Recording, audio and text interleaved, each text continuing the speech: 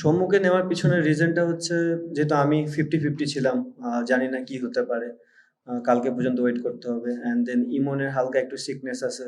So যে কারণটাতে আমরা ওই রিস্কটা নিয়ে নেই যে একটা প্লেয়ারকে যে হুট করে ডেকে কিছু করানোর জন্য। সো যতখানি একটু চেষ্টা করছি আমরা তাকে ইনক্লুড করে।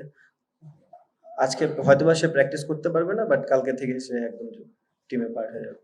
এই ফরম্যাটটাই তো হার্ড। আপনি শর্টার ফরম্যাটের খেলা যে কোনো টিমই আপনাকে অ্যাটাকিং মুভমেন্টে থাকে। ইনফ্যাক্ট যে কোনো দলই যখন ব্যাটিং করে বোলিং করে ওই মাইন্ডসেটটা নিয়েই থাকে। আর অস্ট্রেলিয়া তো অবভিয়াসলি তারা বিগ নেম, সো তাদের বেস্ট ক্রিকেটটাই খেলার চেষ্টা করবে, অ্যান্ড অবভিয়াসলি আমরাও আমাদের বেস্ট ক্রিকেটটা খেলার চেষ্টা করবো।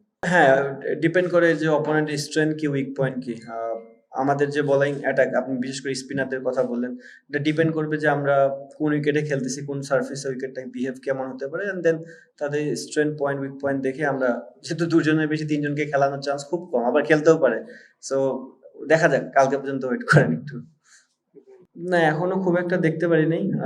দেখি, আজকের দিনটা তো আছে, প্র্যাকটিস করবে টিম। যত সময় যায় উইকেটে বিহেভিয়ার চেঞ্জ হতে থাকে। কালকে খেলাও দুপুরের দিকে, সো স্টিল টাইম আছে।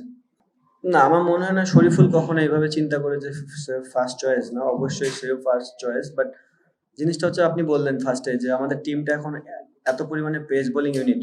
টেস্ট ক্রিকেট বলেন, ওয়ানডে বলেন, টি-20ও বলেন।